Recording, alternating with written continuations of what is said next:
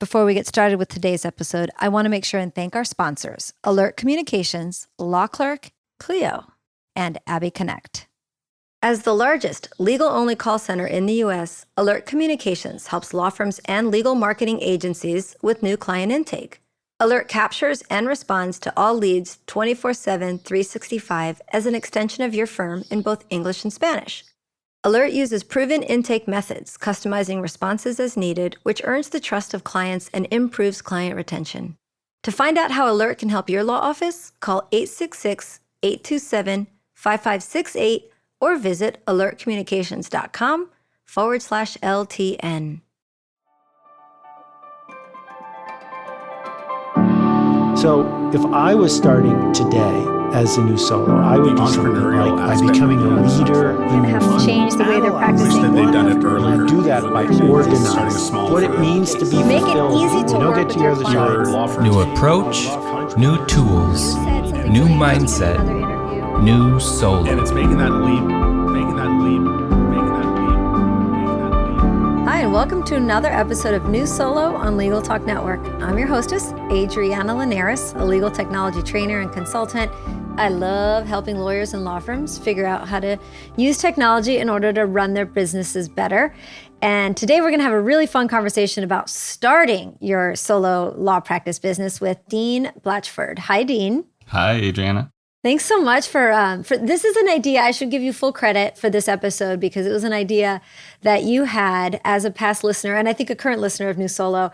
And it's a really nice way to pay it forward, right? So you learned a lot from past guests about starting your practice, which is what we're going to get into in a few minutes. And I think it was a great idea for you to come on and share those episodes in case somebody's looking for the crash course, because you are a maniac and you actually binge listen to all of them, I think. That's right. There's three pieces of programming that I have loved to binge: The Wire, Game of Thrones, and New Solo podcast. I don't even know how to respond to that other than that's a pretty awesome list to be on. So let's start with who you are, where you live, because people are going to recognize your accent and say, is that guy Canadian? You're going to say yes. And the type of law that you were practicing. And then we'll talk a little bit about your new solo practice that you just launched not even a month ago. That's right. We're 3 weeks to the day. So I'm a lawyer that helps businesses and individuals who are facing really significant tax disputes with the Canada Revenue Agency. So that's our version of your IRS. I've been practicing for about 8 years, have been specialized in this field from the get-go. And 3 weeks ago today, I joined the ranks of New Solo with my law clerk, and we departed the wonderful people who are at that firm that I was recently with, and we launched Blachford Tax Law. That's awesome. I will say this, you have been smartly very active on LinkedIn, talking about the practice. You've got a newsletter that you're already firing out. So tell us a little bit just about leaving the firm, breaking the news to them, and then, thinking about how you were going to get the word out about your new firm. Yeah. So, I mean, I'm a maniac about planning and kind of preparing, and I'm that way by nature, but I also felt like it was really important for this idea of launching because things were so good at my former firm, Haslow Law. So I knew that if I was going to leave, I wanted to kind of have thought of everything and be really prepared. So I've been preparing for this. Started to investigate it about a year ago with the caveat that I knew if I couldn't do something that was going to be really good, I wouldn't do it because I was happy where I was. But eventually got to the point where I felt good about what I could make, thanks in large part to this podcast. So we finally, after about a year of planning, we launched a few weeks ago, and telling my boss I was really nervous about it because he's been great throughout, but you never know. And yeah, thankfully he and his business partner were just fantastic, and the whole thing has gone really smoothly. That's great. So you contacted me, let me think, would it have been September of 2020-ish? That's when I started listening. I don't think I reached out to you right away. So probably a bit like somewhere in the winter time. You know what? It may have been, you sent the initial email to me like, hey, I listened to your podcast. I'd like to, get some consulting from you in maybe December or January, knowing that you had about 6 months for your planned launch. Okay. And you did it during COVID. So brave man. Yeah. I mean, I think COVID was helpful in the process because it got me used to working virtually and realizing that my clients don't actually need to see me in person, and saw that me and my law clerk could function, really effectively despite also not seeing each other very often. So COVID in a way, it's a very privileged position to be in, but COVID in a way was helpful to me. What tool do you use to communicate with her? Are you all using Teams or Skype or GChat? How do you stay in touch? We were using Zoom initially, but thanks in part to listening to this podcast, I did switch over to Teams, and now we're finding we're finding that like much better. Yeah, no, Teams is great. Okay, so you presented the idea of sort of giving us a crash course that if you're in a hurry and you've got to find out of the tens of episodes that there are, the top 10, 12 maybe, where would someone start? And you gave me a great list of categories that you broke them down into, and I'm pretty excited about number one. So we're going to go according to you and sort of least important to most important, although they're all important, but your categories were famous people and inspirations from famous people. Who were they? Yeah, I mean, exactly. I can immediately guess Seth Godin has got to be one of them. Of course. Yeah. So this list is my top 5 categories of episodes that if you're just starting to listen to the podcast and you're planning on going solo, if you don't have time to binge all, you've got over 100 episodes now, all 100 new solo podcast episodes. Like, these are the ones that I would definitely go to first. So yeah, the first one is famous people, and it's first on my list because it's fun, but also because like these are kind of like groundwork podcasts, I would say, if you're starting to think about things. So you're right. The first one is Seth Godin, the famous author. And he did a podcast on December 2020 with Jack Newton, who's another one of your famous people as your co-host. And so it was a great episode. It's kind of big picture thinking. And the big thing that Seth Godin was really pushing for is positioning, right? Really, really becoming niche, really focusing on one area. If that file coming in the door is not right in your skill set, to refer it out. And I think, that's a foundational thing. And for me, I've been positioned tightly from the very beginning. So that was one thing I didn't have to worry about. But hearing someone like Seth Godin remind you, refer workout, that was very encouraging to me. I love that. I think that's really important because, a lot of times solos are going to practice what we jokingly call door law. Right. Anything that walks in the door, we're going to take. But I think that can lead to a lot of stress if it's an area that you're not really focused on or specialized in.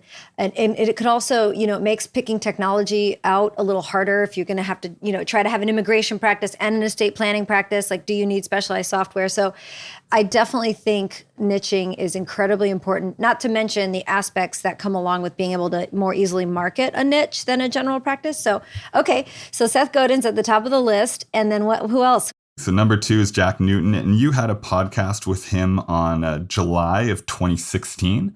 So you're talking about tech trends there. And I think that was a good episode, but I would actually encourage people.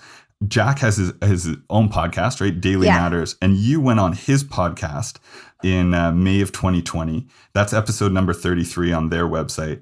And I would encourage people to listen to that one, because then they get a picture also of what you do. I think that episode was really helpful.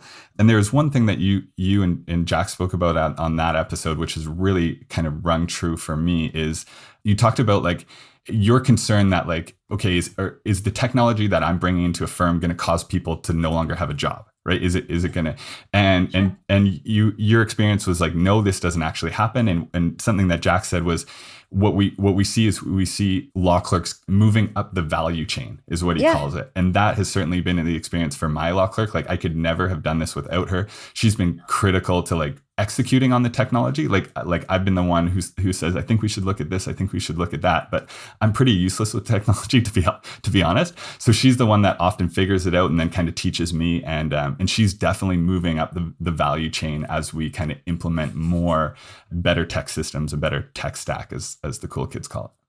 That is what the cool kids are calling it these days, your tech stack. And I will reiterate that it's important to use technology for tedious and repetitive tasks so that you and people working with and for you can use their brains for what they're designed and they want to use them for. You're going to keep staff happier and you're going to run a more efficient law firm. So that's a great reminder for people is put the tech in, but make sure everybody's using it to the fullest so that, we can act like humans and not robots in our law firms. Exactly. And the third famous person is Ernie the attorney.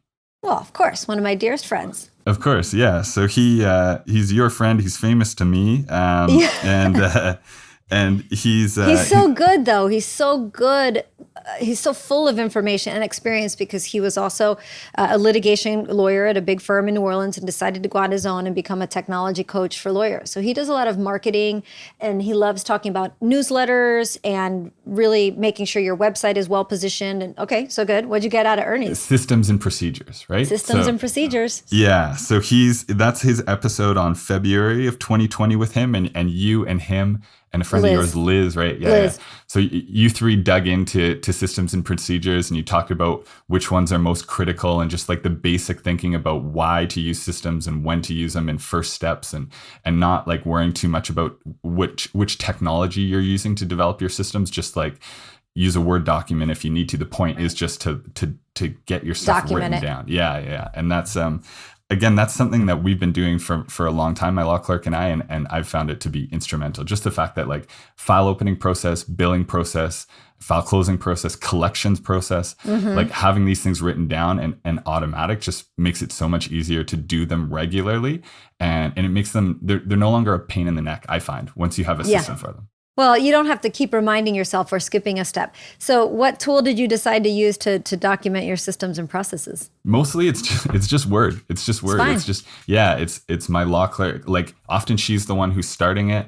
I come back and kind of touch it up or add in stuff that I have to do on my end. But it's usually just in a Word document. Sometimes we'll use an Excel if we're doing it for like multiple clients. If we're just when we were transitioning, like we started with a system, a process for how do we transition trust funds? How do we make sure that no dollars and cents are lost in the transition? This type of thing. So we start with a system and then we execute it from there. And that's great. Yeah, it makes everything easy. Make sure that nothing falls through the cracks. Awesome. I love it. Okay. Any more famous people? That's it. I mean, I'm sure there will be more to come, but those were the three that I identified. And there's some others that kind of come up in another section. So my next section is a section called your business plan episodes. So if you're starting out at the beginning I should call this marketing plan, your marketing plan episodes.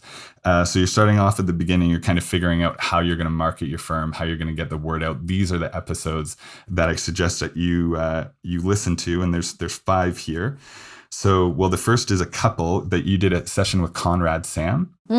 Yep. Yeah. So you did 2 with him in July and August of 2020. Oh, yeah. I had to turn it into a 2-part episode because he gives such good information. So Conrad Sam is a SEO and marketing specialist with Mockingbird Marketing, in case somebody wants to Google him. But the episodes were, you said? July and August of 2020. So you did that one, and then just a bit before or a bit after that, you had one with your boy Jason Marsh. Yep, my man Jason, my other favorite legal marketing specialist. Yeah, he's big on niches. So Jason loves attorneys that call him and say, "I have a niche." If a general practitioner calls him, he kind of throws his hands up and goes, "It's going to cost a lot of money. Like, can we pick a niche?" Because good. Yeah. So those 3 I would listen to together. Jason's was on September of 2020.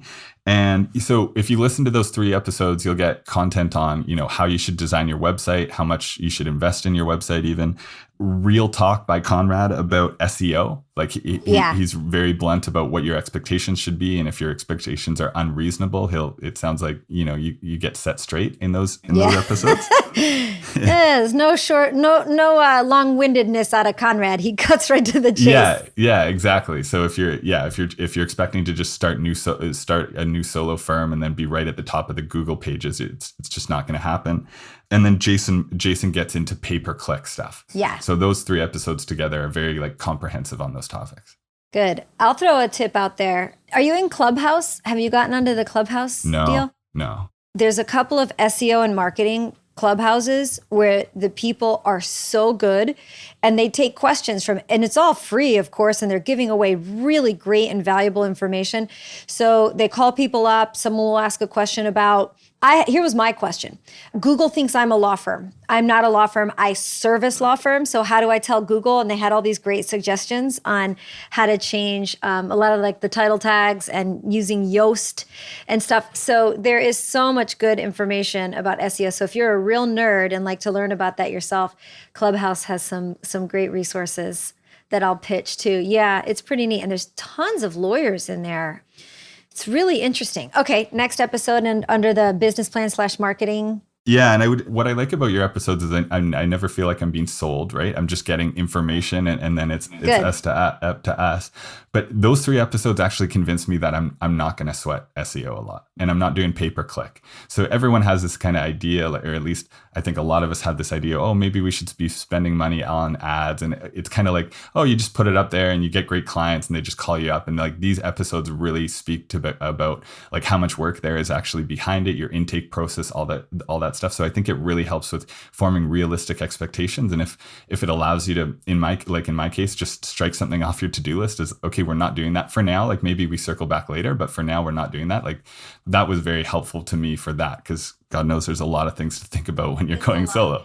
And let me be fair and just give Jason's full information in case someone wants to Google him like I did for Conrad. He's Jason Marsh, no weird spellings, and his website is marsh8.com. Okay, what else? So couple episodes on CRMs. So you had Michael Chasen in August of 2016. When he was just Lexicata at the time and before Clio bought Lexicata, which has now become Clio Manage.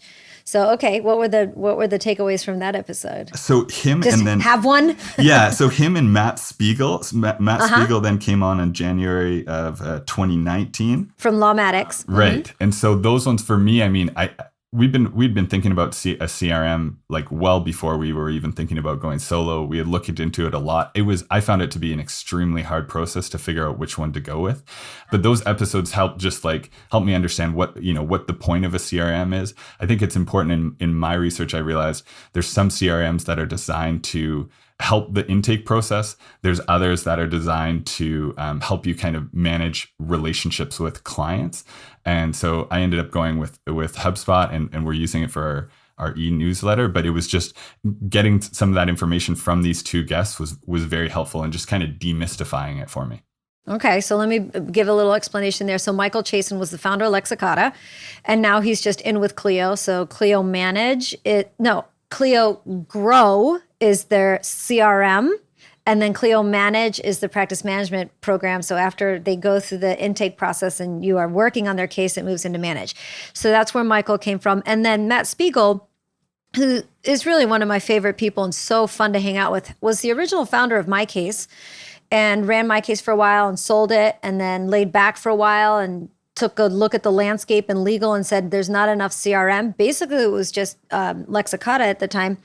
So he built a product, and Lawmatics is very sophisticated, and I would suggest anyone go look at it along, if you're a Clio user, obviously you can look at Manage. Lawmatics is really great, requires some commitment to setting it up, but once it's set up, I've got firms that love it. So good products. Of course, those are 2 legal specific, but you went with something that's not necessarily legal specific. You went with HubSpot. Can you tell me real quick why you ended up picking that one? And was it hard to set up? Was it something you and your paralegal were able to manage? Yeah, so I would say so far, I'm very glad that we have a CRM. I'll get to our newsletter in a second, but I just love it already because I was using an Excel sheet before. So I can't speak to HubSpot compared to Lawmatics or any of the other ones. I spoke to people at Clio Grow, and they were really good about saying, this is what we do well, this is what we don't do well. They do intake really well, fill out forms. Yeah. And they're but it's designed to turn that contact into a client. Whereas, a matter. Yeah, That's not what I'm trying to do. I've got about 1,000 accountants, in particular some lawyers and financial advisors that are very important to me and send me work, and I'm trying to facilitate that relationship with them. So it's not about kind of the pipeline process of turning someone into a client. It's managing those relationships. So far HubSpot has been really good. It was a bit random. Like maybe I could have looked at Lawmatics more. At the end of the day, it was just kind of like, I need to make a decision here. Yeah. And they felt good, and we've been happy with it so far. And do you mind my asking, or can you remember what you pay monthly for listeners? I think it's about $50, and there's a free version. Very reasonable. There's a free version of it, but for it to sync with my phone system, which is Ring Central, you got to pay for it. And then every phone call I make to a contact, it's recording the history of that contact. Yeah. So I just want to say this too, because I feel like in legal, we always call it client relationship manager or CRM. But in your case, it's a contact relationship manager, and it can also be a customer. So the C can have 3 different terms. And I just felt like I should say that so that it doesn't sound like you can only use it for clients. You're using it very wisely to send out newsletters and regularly touch contacts that could be sources of referral to you. So part of your goal there with a contact relationship manager is staying top of mind. Yeah, exactly. Like I mentioned earlier that I decided not to do kind of like the web pay-per-click stuff. I've just decided there's about 1,000 accountants that have entrusted work to me or have attended one of my presentations. So all my marketing is just geared to providing value to them and out of appreciation for them kind of sending stuff to me. So that's kind of the approach I went with. Yeah, that leads me to this gem of an episode that you had with Andrew Legrand back in November of 2017. He's so good. He is really good. Like when I was kicking around this idea of a newsletter for a long time, but in my head, I just couldn't figure out a way that it would be interesting or creative, or people would actually want to open it. And hearing him talk about his newsletter, it's like, oh, okay, you got to kind of like open your mind up a bit to some creative ideas. So we had our first newsletter go out in our first week of launch, and went to 1,000 people. 400 people opened it. 200 people clicked into the video. I have a video embedded in it, or the content, and we have this community news section of the newsletter that was really popular. So a lot of that kind of just stemmed from your conversation with Andrew. I found it extremely valuable, that one. Do you get his newsletter too? You know what? I didn't. I never even looked at his website until I was preparing for this podcast. His website is great. Yeah, and he does like a calendar of events. Exactly. Right? So I get his newsletters, and there's a lot of personality in it, because first he starts off with, here's what's new with me and mine. And he talks about his family. He got a puppy. Then he might have like a tip or, a suggestion for small businesses, which are his niche, is small businesses in New Orleans. And then he'll thank referrals. So if somebody has sent him a referral, he's got a little bulleted list, thanks to everyone who trusted me with a referral. And so their names are in there. And then at the bottom, he's got a list of upcoming events. So he'll list concerts and festivals, Saints games. And honestly, that's one of the reasons I open it, in case there's something I missed. So he does a really clever newsletter that makes you want to open it, even though it's coming from a lawyer. Plus, he's just a very personable guy like you are. He's fun, and he, clearly enjoys his job. So all that comes through in his newsletter. And I think that's really inspiring. And I saw that his comment to you on LinkedIn. So you put out the newsletter and then said, thanks to everyone who helped me launch this practice, Adriana. And then you also said into Andrew Legrand. And it was cool that he commented back and said, wow, so nice to hear that podcast episode, which was a long time ago now, 2017.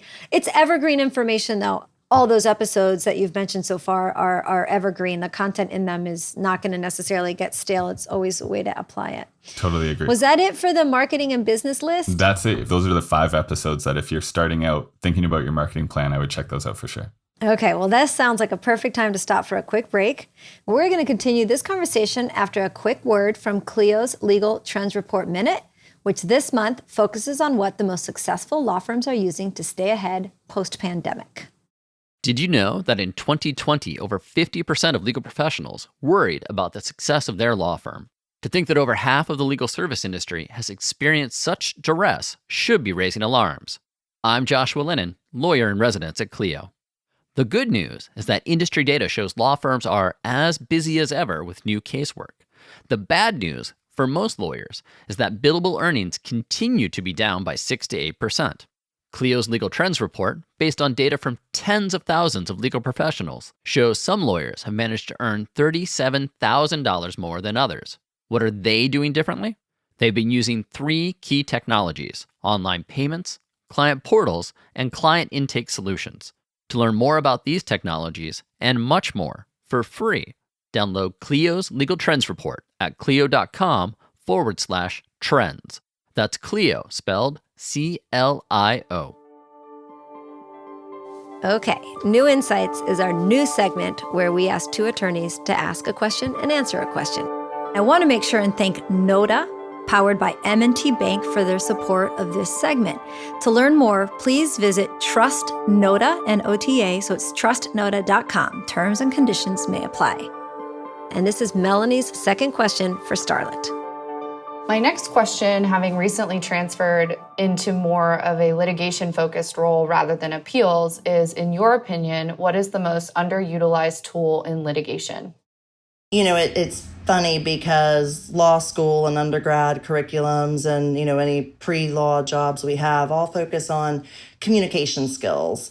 But I think the most underutilized tool is not just being a good communicator, but being a good listener. And when something doesn't make sense, ask gently and effectively the right questions so that you can truly understand, where your client or the other side is coming from. It doesn't have to be adversarial, but sometimes just being quiet and listening and waiting will get you more information than even the most well-crafted discovery responses can.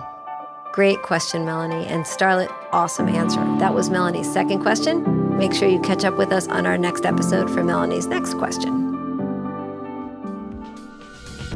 Law Clerk is where attorneys go to hire freelance lawyers. Whether you need a research memo or a complicated appellate brief, our network of freelance lawyers have every level of experience and expertise. Signing up is free and there are no monthly fees. Only pay the flat fee price you set. Use rebate code NEWSOLO to get a $100 Amazon gift card when you complete your next project. Learn more at lawclerk.legal. Your legal work requires your full attention, so how can you answer all the phone calls from new or existing clients while juggling your caseload? Try Abby Connect, the friendly, industry-trained live receptionist who are well known for consistently providing high-quality customer service, lead intake, and appointment setting to firms just like yours. Visit abby.com/LTN or call 833-ABBY-WOW for your free 14-day trial and $95 off your first bill. I'm having a great conversation with Dean Blachford about his favorite podcast episodes of New Solo that helped him launch his practice. And so far, we talked about famous people as a category, marketing/business plan as a category, and your next category, Dean, is finance, which is an incredibly important topic. So which were your favorite episodes in planning for proper financial management of your solo practice? So there's 2 here, and I think, on their face they sound, is financial management. It's not super glamorous. It's not exciting. This is kind of like the eating your vegetables version of podcasts. But in actuality, they're very good podcasts, and they're hilarious too. Your podcast with Amanda Moore my God. back in August of 2019, where she's just like literally sweating as your throat. Yeah. That's a riot. So, and that episode's great for basically you. So I just want to give a little background here. Do it, please.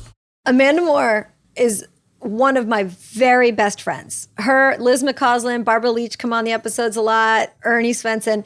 But Mandy, as we call her, is not a lawyer. She's just an accountant. And I don't mean just an accountant, because right now, literally this morning, she started a solo hike through the Pacific Northwest Trail. Wow. So she's not just an accountant. She's very adventurous, but she's such a stick in the mud about accounting that episode, it's true. I was making her sweat from the palms and the pits with the questions I was asking her. And my boyfriend Henry was in the background also with his commentary. So that was a very fun episode for me. And I'm so glad you found it valuable, because I really wanted to get to the basics of essentials for accounting and understanding what you should be getting out of your CPA and maybe your bookkeeper are for. So tell me, what were some of your takeaways? Yeah, so my big thing there is I'm a big review person. Like I do a review at the end of my day, I do a review at the end of my week, do a review at the end of the month, and a review at the end of the year. Wow. But with regards to, finance is new, right? I had a corporation before, so I was an independent contractor with my previous firm. So I've had the corporation and I've had QuickBooks for a while, but now we've got a trust account and because I'm handling tax, I see how things go wrong when your books and records aren't tight. What I got from that podcast with Amanda is just like, this is exactly how you can do a review at the end of the month. These are the reports that you print. And if you can basically like put your eyes on those and nothing jumps out to you, that's going to be half the battle as far as keeping really good financial records. So that to me was very helpful. So that's a great episode. The other one was just more recently with Peggy Grunke. Yeah. I figured that was going to be the other one. She's so good too. Oh yeah. She was prepared for that podcast. That was February 2021. Yeah. And so she's the theme for that podcast was pitfalls to avoid kind of. And she had a lot of great ideas there. She had this idea of calculating your nut, like the nut a squirrel would have kind of. And that was something after she mentioned that was something that I went back and did and be like, okay, this is exactly what I need for this business to cash flow. These are all the expenses I'm going to have over the course of the year. And, having that kind of basic calculation is it's very reassuring to know, okay, this is what we have to do to make this a success. So that whole podcast is a really good one. So in all fairness, let's make sure and make it easy for people to Google or look up those folks. So Amanda Moore is a pretty common name, but she is just at amandamoorecpa.com. She's Florida, so she really can only help attorneys in Florida. And she doesn't specialize in legal. She's just a good overall CPA. But Peggy Grunke, Gurenke, is with cpn-legal.com. She specializes in helping lawyers and law firms with their finances. One of the things that I did not realize, and I think many new solos or people just trying to get their finances straight can appreciate, is when you hire Peggy to help you, she has a chart of accounts already in QuickBooks ready to go and can really expedite the process of setting up your charts and of accounts and getting started. So thank you for remembering both of them. They were wonderful guests and very helpful. Yeah, my pleasure. That then brings us to category second from the top here, and this is collections. Mm-hmm. So there's only one podcast. So here I'm talking about, getting paid for after your invoices go out. There's only one podcast. But it has 8 tips, right? That's right. So this is 8 commandments for getting paid with Marco Brown. So this guy is serious. If I were this guy's mama, I wouldn't want to owe him money. This guy gets this guy gets paid. This guy gets big time. Yeah. So I mean, it's not like it's one of these things that's just. And I think it resonated with me because I like doing legal work. I like helping my clients. Obviously, I like getting paid, but I don't like calling people for money. And he's got a process in place that we've just basically adopted, like awesome whole hog. And he's got a process in place that just makes sure that you get paid by having a really tight system. Bills go out on the 1st. If they haven't been paid by the 21st, they get charged on your credit card. We incorporated all that language into our retainer agreement. And so smart. Yeah, I think it's I'm really happy about it. Just to have again, going back to systems and procedures, having a really clear system that my law clerk and I can follow to ensure that just collections is not something that we're wasting our time with. Our clients don't pay us to haggle them about money. They pay us to get the work done. And if client A is not paying me, then client B isn't getting my full attention to their file. So awesome. Yeah, that one's a must listen for sure. Okay. Drum roll, top category of new solos. So your favorite episodes where attorneys just like you have come on and shared their trials, tribulations, and tips and tricks for starting their practices. So who do you have on that list? So these ones are so good, and they're just kind of sprinkled throughout your kind of history, right? So they're kind of everywhere, and I didn't go back and kind of pluck all the ones I love, but I would just say to those people who have come on, like their stories are extremely inspirational. There's never a podcast that I listen to that I don't get some sort of nugget out of them. So a few that just come to mind are and I don't have the date references for these, but the guy who fled a hurricane with his law firm and just moved, got an Airbnb and moved them up there. So he's not a new solo, but he's running his own firm. That's an incredible story. So I did one specifically on preparing for disasters with Zach Zerowest and Renee Thompson, who are two Florida attorneys who are just very cloud invested, so that when that happens, Zach's interesting because if you go back and listen to that episode, he has about a 15-person, maybe 20-person firm. And they literally told everybody, pack your dogs, pack your kids, grab your computer. We're all going to Georgia.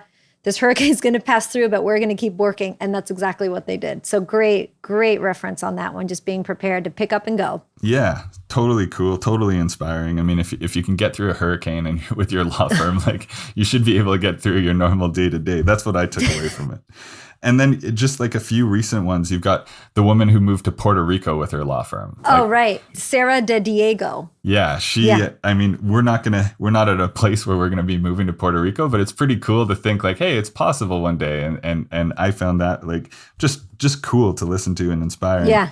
You know, there's the woman who was recently on who kind of did this alternative law school and didn't actually go to law school and was Rachel alums. Yeah, and like studying with a daughter who I imagine was like kind of like a teenage daughter at her side. Like that's a very cool story about just like hustle and making it happen. That was very inspirational. I agree. That gives me goosebumps. She's so cool, and it is such a great story. Yeah, you have like a dream, you can get there. Yeah, very very successful practice. And then like one of them, which came at a really good time for me. I was doing this website and I found the website hard. The idea of like, it's the most forward facing thing, right? And so to like put yourself out there, I found not easy. But I did these 3 success stories videos that go on the services page of my website. And I filmed them and I don't know what I'm doing, right? These are the first videos I've ever filmed. I didn't know that I could turn the brightness down on my ring light. So it's basically glaring at me and like, I'm just like totally washed out on this video. And then the editing was bad, my fault, not the editor's. So they just weren't ideal. And I was thinking about just like not bothering with it. And then I listened to these 2 women who talk about like posting these videos on TikTok, right? Just recently. Oh my God, right. Tally Goody and Michelle Fonseca Camana. They were so good and so much fun to talk to. I'm glad you liked that one. 2 young lawyers from Southern California who have really adopted social media as ways to get their name out there and successfully get clients from TikTok and Instagram. Yeah, and they're talking about how like you have to ignore the haters because there'll be guys that like go on and troll them after. Yeah. And so and just what I took away from that is like, yes, you do your best production, but at the end of the day, you just got to get it out there, right? And you can't like you can't hold it back. You just got to put it out there. And sure enough, out of the compliments that I've gotten on my website, it's been the logo, which I had nothing to do with. My designer was awesome for that, and the success stories. So like lots of people really like those videos. People love videos and they want to get to know you. So it's important to put yourself out there. I'm glad you didn't take them down. Yeah, thanks. So that brings me to the end of my kind of list of these 5 categories of must listen to new solo podcasts. I think they're extremely valuable. Well, it means a lot to me that you listened to all those episodes, that you found them helpful, and that you wanted to come on and give everyone the Cliff Notes version of if you don't want to listen to Adriana for 80 hours, you can hone in on these. And I think that's really great. So let me ask you a couple backup questions about your firm then. You spent a lot of time. You did. You were very methodical. We had a couple calls. I said, go look at these tools, go look at those tools. What did you end up with, aside from HubSpot, on your tech stack? Yeah. So I mean, Microsoft, Adobe, right? No brainers. Yep. For me, also Clio was a no brainer. Out of all the things I had to worry about, I didn't want to like worry about something for no reason. And so I just was like Clio all the way. We had been using PC Law before. So you were at Fred Flintstone's law firm and decided you were going to open George Jetson's law firm. Yeah. I mean, it works, and the way they do it works for them. But like, Clio is going to save my law clerk mostly, right? It's going to save her a lot of time. It's going to be much more user friendly for clients, like something like, the payment method, LawPay, so that clients can pay with credit cards. Really happy to have that. So that was a no brainer for me. HubSpot, as we mentioned, Ring Central are my phone systems. Oh, good. Yeah. Now, Ring Central does not integrate with Clio right now. Is that correct? That's right. So I prioritized it integrating with HubSpot. Yeah. Okay. So the other one, which you mentioned to me, Dialpad, I think, doesn't integrate with HubSpot. So that was the decision there. That's fine. That's good. Yeah. So those are like the core kind of features of our tech stack. And 2 more questions before I let you go, because I know people are going to wonder. You mentioned that you had a designer design your logo for you. Did you go to something like 99 Designs, or did you find someone local? And can you give us an idea of what you paid? Okay, so in your episode with Conrad, right, you guys talked about going cheap on website and focusing on driving traffic to it. For me, like, design matters, brand matters, and so it was something that I invested quite a bit of money in. So I've got my best friend when I was in grade 4. It works for Lululemon in branding. Another best friend of mine is I've got 3 best friends who are all in kind of branding or art or marketing. Yeah. So I hit them up for a lot of advice. Anyways, one of them referred me to this guy named Henry Slaughter, and he is a designer. So he designed my logo, did my kind of brand, my colors, that type of thing, which takes a lot of work. And then from there, he went into website design. So the whole thing cost me $12,000 Canadian. That was an investment that I was ready to make, and I'm happy to have made it. And I'm glad to hear that, because, we can give the advice to go cheap, just go big, drive traffic. But if you can do that right from the beginning, you save yourself a lot of trouble later, because later you're busy with clients and trying to build the right website, or, choose a logo or find a designer gets hard, because most attorneys are surprised at how quickly they actually get pretty busy when they're launching new practices. So great. That's great. I'm glad. Thank you for sharing those numbers. I'm always a little hesitant to ask, but I know that's what listeners are thinking, just like you probably were. And I like to make people tell me what things cost. No, I think it's good. Well, that's awesome. Dean, before I let you go, tell everyone your website domain and how they can find, friend, or follow you and reach out to you through the things that we love on social media and the internet. Yeah, so my website is blachfordtaxlaw.com. That's BLACHFORD, tax law. I'm not on a lot of social media stuff, but I'm on LinkedIn. I'm active on LinkedIn, and it's Dean Blachford on LinkedIn, and we have a company page there as well that we're getting fired up. Yeah, so everybody needs to go like that company page on LinkedIn and connect with you. And thank you so much. You've been a great listener, a great guest. You've been a great client. I've enjoyed working with you. And your paralegal's name? Ella Sui. Ella. She's the best. Ella Sui. It's really neat that it's obvious how much the two of you like each other and like working together, and that you took this journey together, because you told her first, right? You said, hey, if I go, want to come? Yeah. I do not know if she had said no. I don't know. We wouldn't be here right now. That's for sure. Yeah. It's really important to have that type of relationship and someone who you trust and enjoys working with you. Dean, you're just a sweetheart and a pleasure, and I'm sure she loves it. Yeah, I hope so. Thanks so much. It's a real pleasure to be here. I am grateful for you. It's, you've done it steady, right? Like, you look at what you've done and you've done it steady, which anyone can start a podcast and it can fall off. But to do that many episodes over time, it's a big deal. It's a testament to your kind of determination. And there's just gold in those podcasts. So I do encourage people to go back and check some of those out. Well, I appreciate it, because it's conversations like this that keep me going. And I will take this opportunity to thank Legal Talk Network for letting me do this for so long. And Nathan Todd Hunter has been my producer and my engineer for a couple of years now, and he's just a gem. He picked out the music for the new start when we started the new year with new music, or the sound bites in the beginning, and then the song at the end, which I don't know if anybody's ever listened to the end, but I love that song at the end. It makes me want to go out and like run a marathon because it's totally on brand. Yeah, totally it's inspiring. Brand. So having guests like you and people behind me to help me put this podcast together is really important. So thank you, Dean. My pleasure. Thank you, Adriana. All right, everyone. With that, we've finished another great episode of New Solo. If you've liked what you've heard today, please pass this podcast on to your friends and associates or contacts who might be thinking about starting a new practice, and especially this episode with Dean Blachford. It's been so much fun.